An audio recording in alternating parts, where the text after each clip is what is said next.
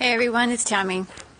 I thought I'd come outside, and it's a little bit rainy right now, but just really wanted to talk a little bit about, it's been coming up a lot lately, and that is in the area of, megadosing actually. I work a lot with autism, I work a lot with autoimmune disorders, and it's just the issue I have really, and what I'm finding is that working with such things in sequentially, like working with one system or working with one gland or taking so many supplements is not really helping us. It's actually hindering us. We do know that there's a direct correlation between the immune system and the endocrine system, as well as the nervous system. And it's really beneficial if we start working with the whole thing, actually helping to modulate the whole thing, as opposed to stimulating and or there's the geese, stimulating or suppressing it. That was the word I was looking for. It's not, this isn't how we are going to find our way back to wellness. One of the things I said here in the title is that, it's all one system, and learning how to identify the symptoms early on, such as insomnia and irritability. Earlier today, I had a mom get a hold of me. We've been working with her daughter for a couple of years now. She has autism, and insomnia is a frequent issue. We've got it stabilized. But one of her things is this little girl doesn't stim. She does script, but she doesn't do a lot of stimming. And learning how to be patient and allow the body to find its way is really what's important. And what I've discovered is that a lot of it is the adrenals. You might hear the water. This is the Delaware River. I'm here in Old Newcastle, and so anyway, this is where I come to actually help soothe my adrenals. But like I said, it's not just the adrenal glands. It is, it's the entire endocrine system. The hormonal system is a big factor in the way our immune system functions, and vice versa, which then turns around and affects our neurological system. And it's really important to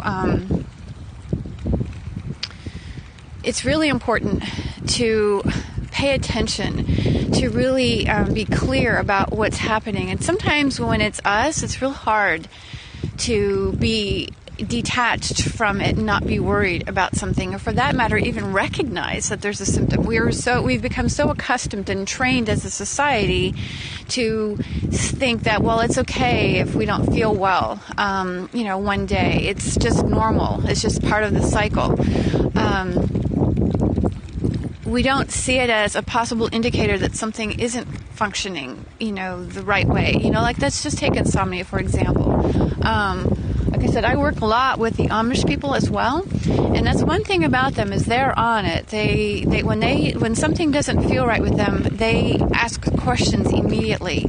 They don't wait, and for some reason, our society has a tendency to wait because we've been trained to think that we just need to quiet it, but not pay attention to it. That work is important, and we have to get things done.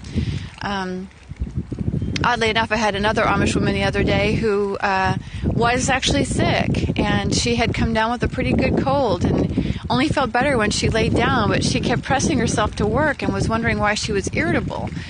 And I told her she just needed to be resting. So, I know that there's things that need to be done, but it's really time to pay attention to what our bodies are saying. And as I mentioned early on here, there's a ship heading down the river. Megadosing is a massive problem. Again, I come back to a recent client who read something about she has myotonic dystrophy. And there was some studies done that taking vitamin E and selenium, high doses of vitamin E and selenium, would help with the grip because her hand's not functioning very well. And I work a lot with essential oils, and if you don't know who I am, you're always welcome to click on my bio, go into Twitter. There's a lot of links to where you can find more information about me. I don't practice aromatherapy as we know it. I call that cookbook aromatherapy. I've taken it to the next level, and now creating an entire program for training people to do this, because it's time that everybody have access to wellness. So back to the vitamin E and selenium. One of the things that she heard, and she read about it, and it's a legitimate paper that was done. There was not a lot of long-term studies on it because myotonic dystrophy is a fairly new condition. Was that it was able to restore, it was able to restore some strength in the hand. It's cold out here,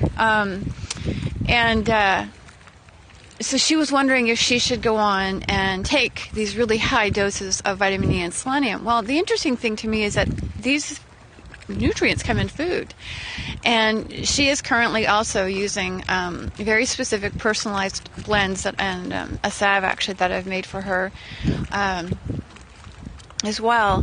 And they all contain very specific essential oils that are providing the instructions. On Instagram earlier today, I said one of the things that the body really needs besides these nutrients is the proper instructions.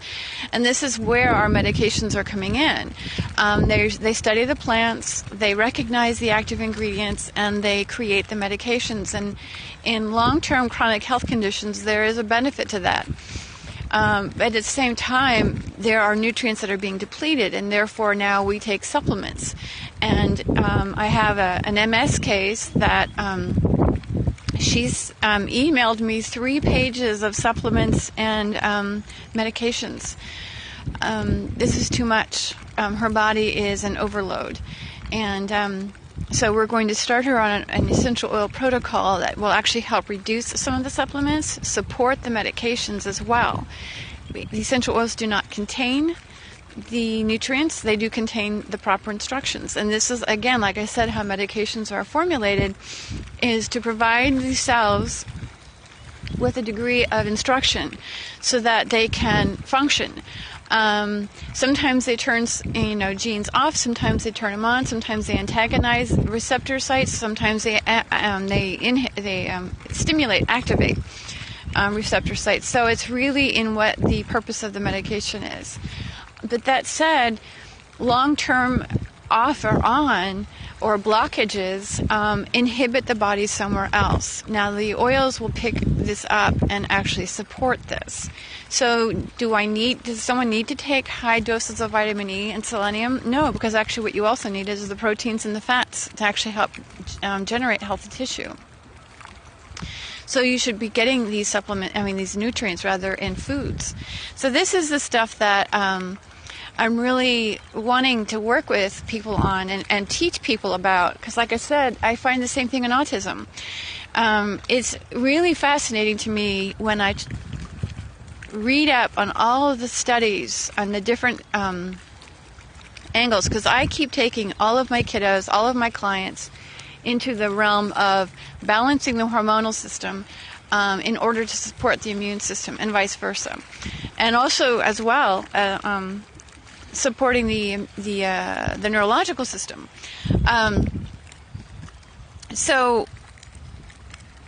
what I find interesting, though, is I have spoken to pediatric neurologists who now tell me that schizophrenia is often misdiagnosed as autism in early ages, because we have it in our schooling that schizophrenia is something that happens in the late teens, early 20s, generally. But what they're finding is that there is actually such a thing as early onset schizophrenia that is being misdiagnosed as autism. In fact, this one particular person that I spoke with is his son was diagnosed initially with autism and has now been diagnosed with early onset schizophrenia, and he's only 6 or 7 years of age. Another recent study that I found was on another adrenal issue that is frequently misdiagnosed as autism. And it's an adrenal issue that they're finding that it tends to be higher in boys because of what? Because estrogen is linked to it. And what I found even further is that estrogen is a very volatile hormone that will actually activate and inactivate the enzymes in our liver, and is very influential with regards to our entire immune system. And that there ties the link to the endocrine and the immune portion. So I just share this because I'm trying to begin to elicit some interest and teach people that there's a different way to go about restoring wellness. And like I said, it's about reinventing our entire mindset. It's really learning how to work with the body.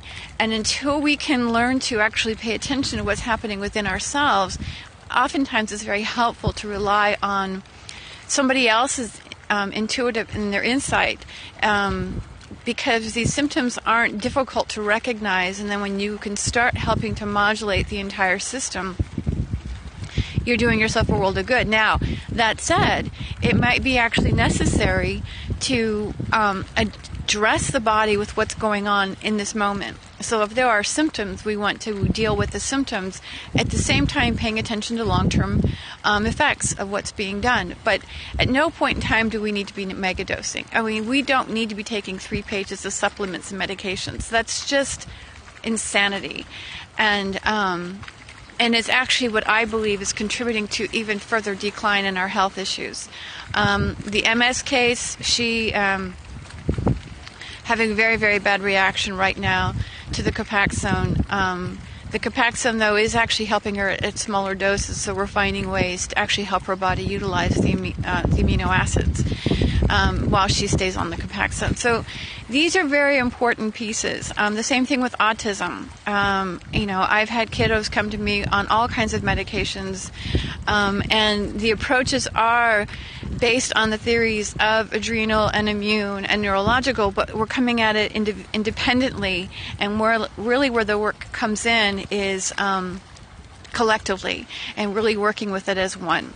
So on that note, I'm going to close because it is cold out here, and I look forward to hearing from everyone and with any questions. So thanks again. Have a great day. Bye now.